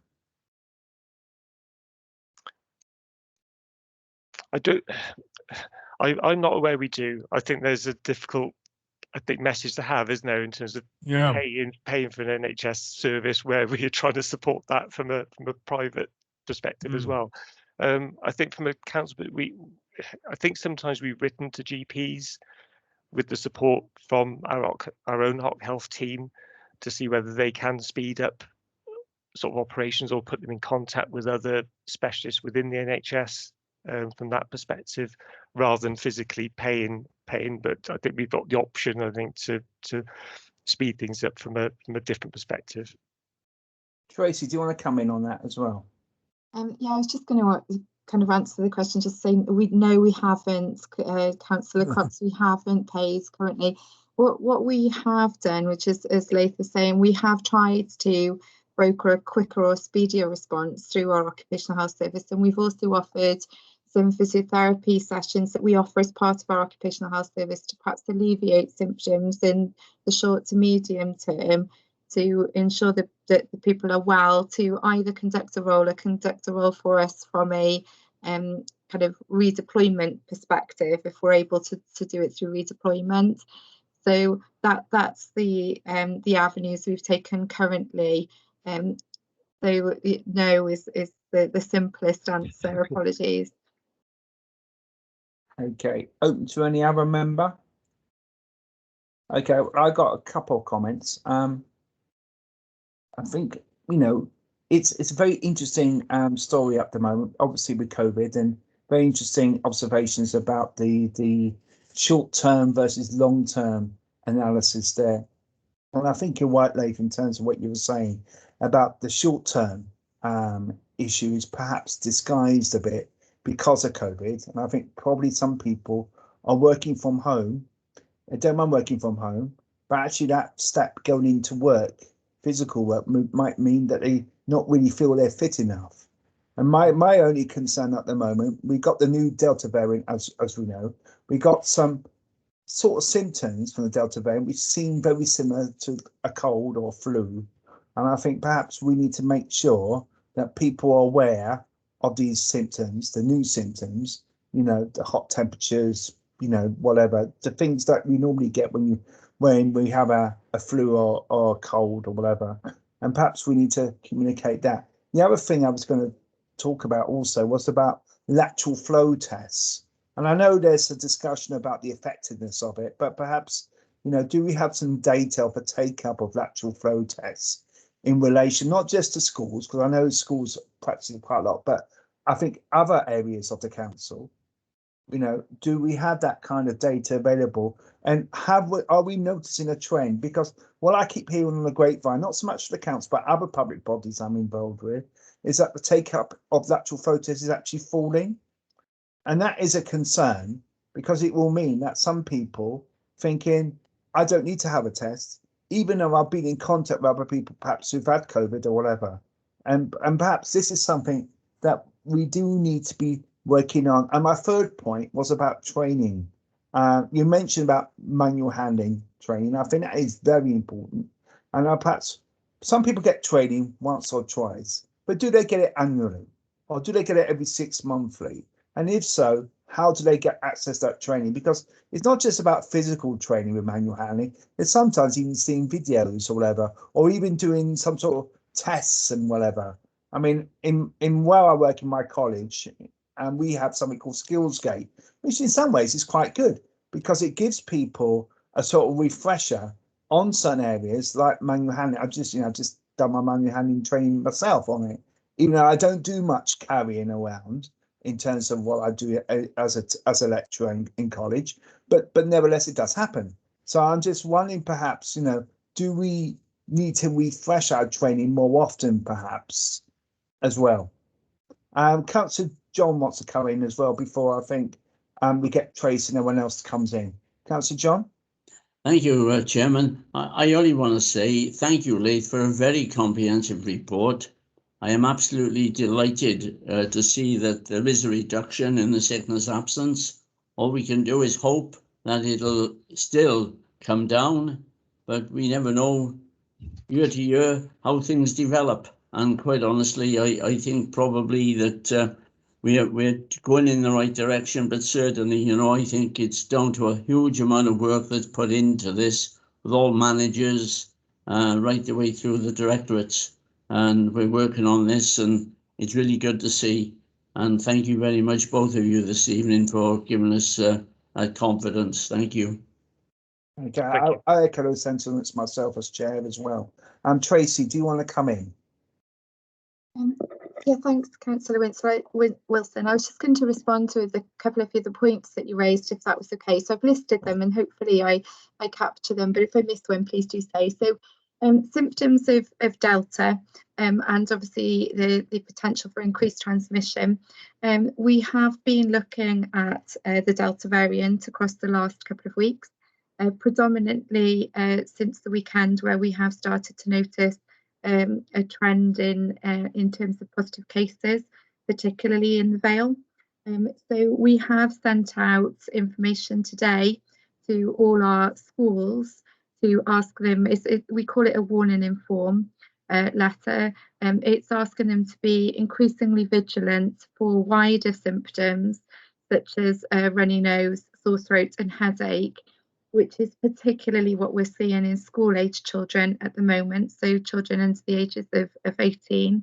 So we've sent that note out today. We're going to be sending wider communication out across the local authority tomorrow to different groups, including our social care teams, to continue to brief them on remaining vigilant and the hands face-to-face message, and to just prevent any potential complacency from slipping in, mainly because we're increasing our social contacts now as we reduce kind of lockdown and lockdown parameters. So we are continuing to do that with our schools, particularly at this point, and particularly seeing as they've only got 5 weeks left of term, we see it's very important. From a lateral flow perspective, we do get some data in terms of trend analysis at the beginning when we launched the lateral flows in our schools. We were running it on our own internal systems, and we were running reports weekly to all of our schools on the uptake of lateral flow. We've migrated across to the national portal now. It doesn't allow the same degree of data or the same interrogation of data, unfortunately, but we are receiving reports on the completion of lateral flow tests within all sectors. You're right, the take-up is falling. So we are seeing that. We are continuing to encourage age groups, particularly school-based children, because we do see our secondary children that statistics are falling. Now, that could be that they are still doing the lateral flow tests, but they are not necessarily recording the results through, and we're encouraging those to do it where possible. In our social care sectors, we run, so in our care homes specifically, where it is test to safeguard rather than test to maintain, which is what we deliver in our schools, they have twice weekly lateral flow testing and once weekly PCR testing. So there is a significant regime already in place across our care homes in the Vale in terms of testing, which is supplemented by PCR as well as LFT. We haven't seen, so there was some discussion at the beginning about the reliability of the lateral flow tests. We haven't seen that in the Vale, in the sense that if somebody is testing positive on a lateral flow device, they tended to come out positive on a PCR test. That wasn't in every case.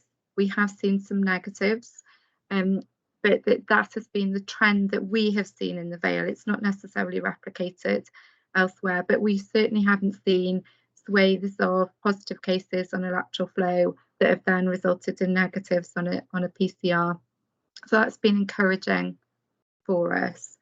From the trainings, so if I capture the 2 points, specifically on manual handling, we've got refresher training that's scheduled in on our IDEV system, and it sends reminders of that. And as Laith says, we have a fantastic officer in our manual handling trainer, Elspeth, who there's not much that passes Elspeth, I will be honest, and she is very vigilant and rigorous with the refresher training that we deliver in a manual handling space.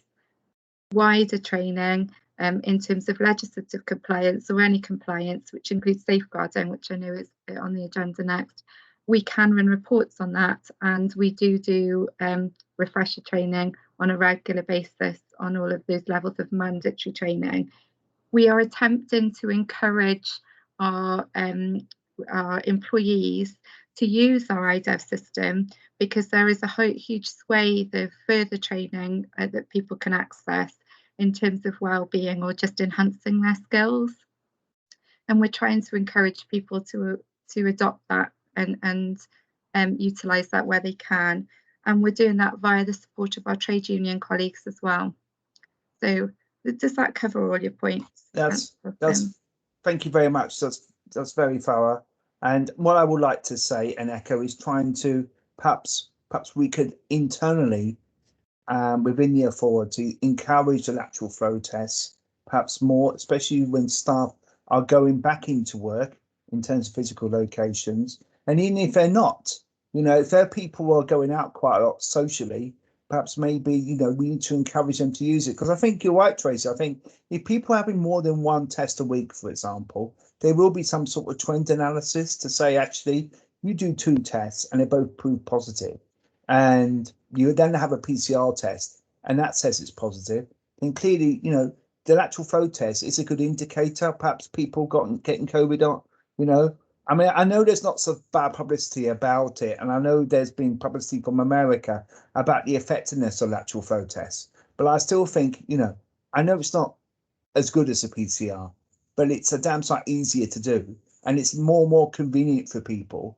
And I think if we encourage people to get into good habits or keep doing it, I think it's difficult because I think some people think, you know what, I've had so many lateral flows, they've all been negative. Why do I still need to continue doing them? And I think that's my issue I have, because that's what I'm hearing on the grapevine, is that people are now starting to think, well, I've had so many tests, they've all been negative. Why do I have to carry on? And I think you're right, in social care setting, that's pretty essential, to be honest. I mean, given the fact we know that in England, they're starting to think about people being compulsorily vaccinated. I know we haven't had that discussion in Wales yet, but nevertheless, that's something that could possibly happen here.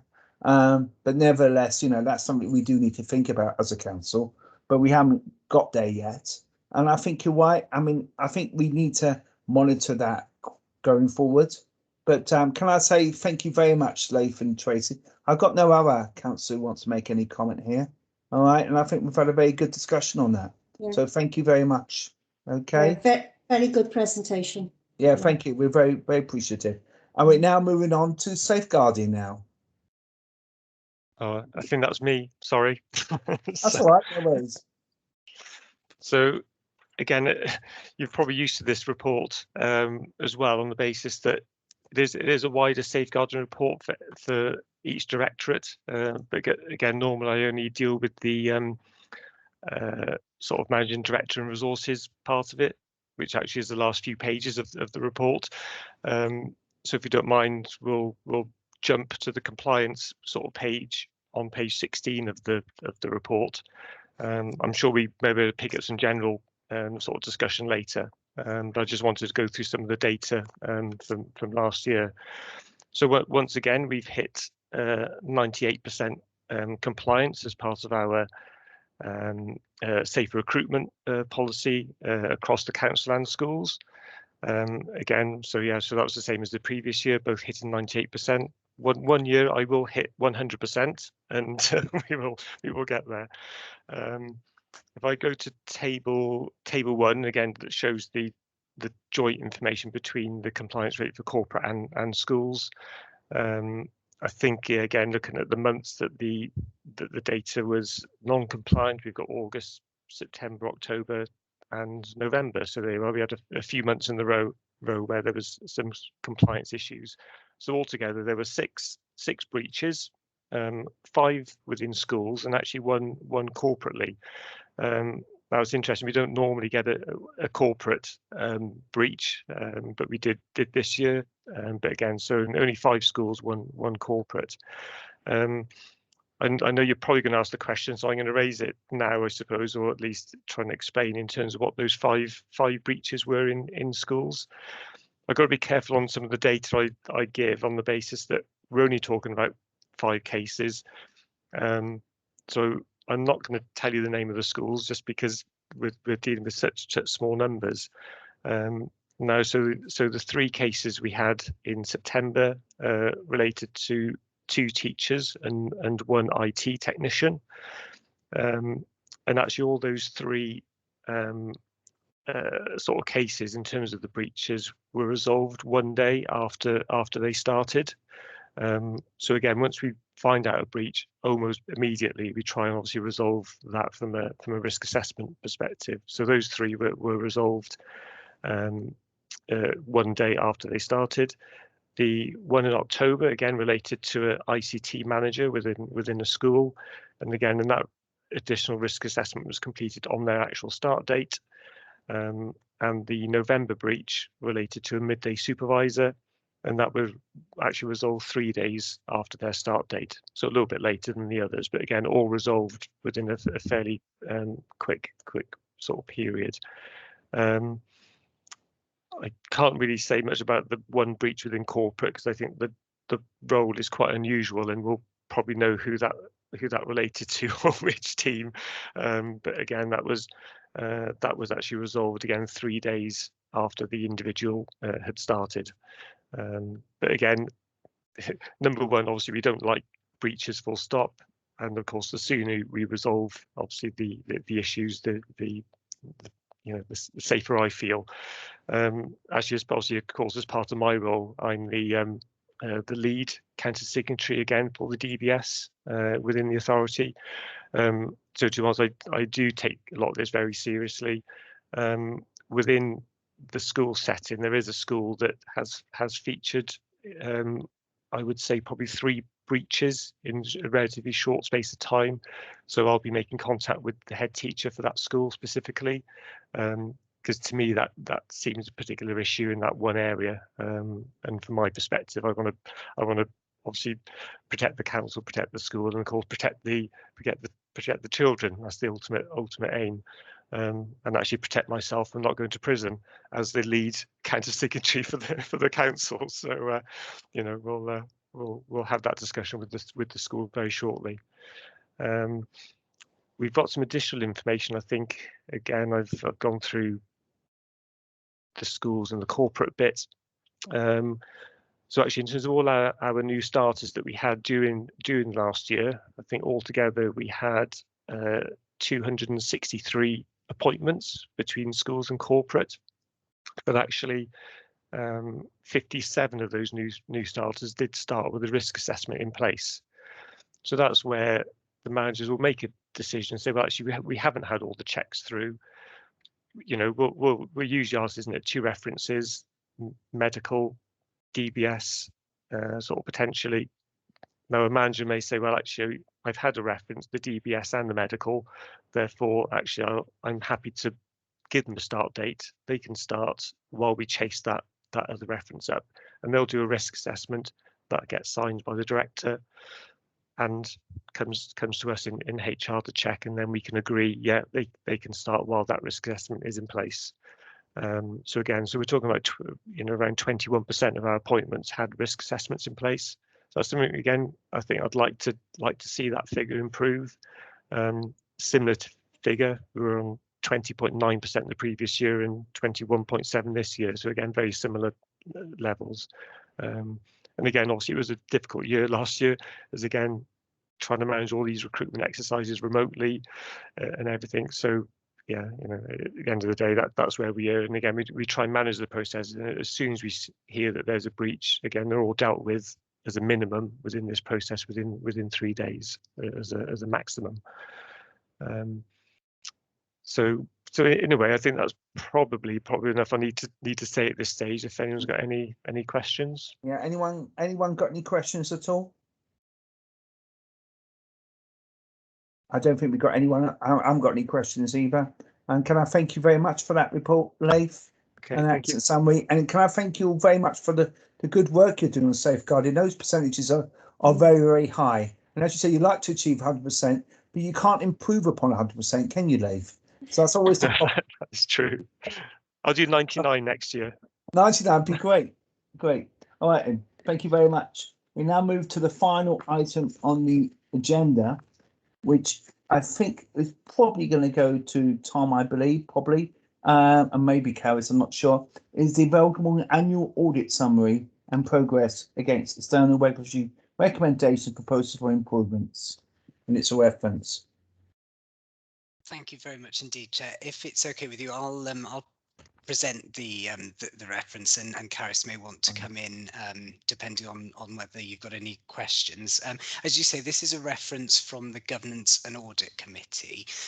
It relates to the annual audit summary for 2020, which this year covers the period of April 2019 to the autumn of last year. Slightly longer period that Audit Wales were reporting on because of the pandemic and the changes to their working arrangements. The Audit and Governance Committee saw this in their role as overseeing the governance framework, and the purpose for referring it to you this evening is so that as the lead committee for corporate performance, you can see sight of the conversation and discussion that we've had at the Governance and Audit Committee, and also to consider the contents of the annual audit summary produced by Audit Wales. you'll be aware that what that brings together is a series of different either proposals for improvement or recommendations from the council's main regulators, so Audit Wales as well as CSIW in social care and ESTIN for education. Appendix A to the report is that summary report. It was a generally very positive report and concluded overall that this council was meeting its statutory requirements in relation to securing continuous improvement. We didn't receive any formal recommendations from Audit Wales for the period that it covered, which is positive. They did, however, make 11 proposals for improvement, and they're relating to specific local reviews that were undertaken throughout the year, and the report details the reports that they refer to. The processes as committee will know from your performance oversight is that when we receive proposals for improvement or regulatory recommendations, we report those along with an action plan in response to the relevant scrutiny committee. That also then goes on to the Governance and Audit Committee for oversight. So that process has been followed for the local reviews. Audit Wales also undertake national work each year, and they make recommendations or proposals for improvement for all local authorities, and as such the report also reflects the work that they've done on the national stage. What we do then is bring all of these things together and we put them into the insight tracker, which is Appendix B to the report. Governance and Audit Committee were asked to consider the update that they receive on a 6-monthly basis, and you'll see in the reference that they made some comments associated with some of the progress made in relation to our proposals for improvement.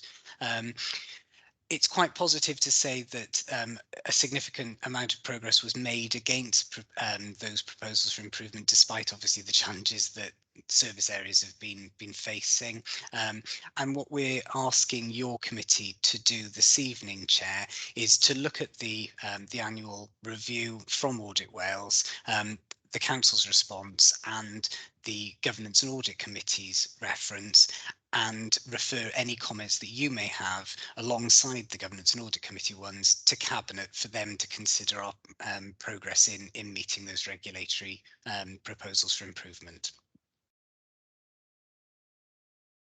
Thank you very much, Tom, for that excellent summary. Has any member got any comments to make at all? I know a few of us have already seen this report already at Audit Committee, and I know we made our comments on that, which is being referenced to us here. I haven't got any further comments. I don't know if anyone else has. No, I don't think anyone else has either, judging by the lack of indication. Tom, do you want to come back? It was just to say that I should have mentioned to committee chair that you will receive a full roundup as part of the annual report in the early autumn. So that'll be the next time that you see these holistically. All right. Thank you very much for that. That's very helpful. Okay. All right. Thank you for that. And I think we just make no comment. Karen, do you want to come in? Just to make a plug, really, Chair, if you don't mind, in relation to some of the comments that were made at the Audit Committee, I just want to mention the fact that we, as Democratic Services, in conjunction with Scrutiny Chairs and Vice, did a report to Corporate Resources on the Audit Wales improvement recommendations that has gone to this committee and gone to Cabinet, and some of it will go on to full council for final approval, like the public speaking guides. You know, so we've done significant work around our area, but I would like to make a plug, because within the improvements we have put forward suggestions, we have also agreed and committed as a council to undertake member surveys. And I would be grateful. We have sent out a recent survey to members. We have had a limited response at the moment, but if you could I could make a plea for members to actually complete that for us. We can then get some good information from that we can take forward and consider with chairs and vice as well. So that's a little plea from me. Thank you. That's all right. And I'd like to endorse what you just said, Karen, on that, because I do think it's important that members do fill in these surveys as much as possible, because it also have a bearing not just on the present membership of the council, but the future membership of the council as well going forward in 2022. So thank you for that plug, Karen. That's really helpful. And I think I was a good girl. And I think I've done mine. Yeah, I think a few of us have done Well, theirs. thank you to those who have, but I will appreciate it anonymous. Thank you. All right, thank you. Yes, thank you very much, and thank you all for coming tonight. I know some people have divided loyalties, but I'm not going to go into that. And can I thank you all? And I can see we're all smiling, which is all good. And I got nothing under item 9. I got no part 2. So I wish you all a nice evening. Okay, and take care, and see you Chair, soon. No doubt. Chair, Yes. sorry, I've put another hand up. I'm really sorry. Can I just mention that we have discussed as chair the possibility of moving dates for Yes, yes. meeting, and I will be writing out to all members following my discussions with yourself.